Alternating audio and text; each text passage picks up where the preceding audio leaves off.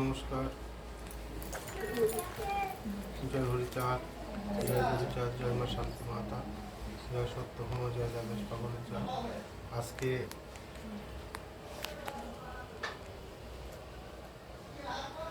যে সমস্ত ভক্তবিন্দুরা কাটালিয়া ঠাকুর বাড়িতে এসেছেন, সকলের কাছে আমার আকুল প্রার্থনা, যারা যে আশা নিয়ে এসেছেন ঠাকুরের কাছে, আপনারা প্রার্থনা করুন, ঠাকুরকে স্মরণ করুন, অথবা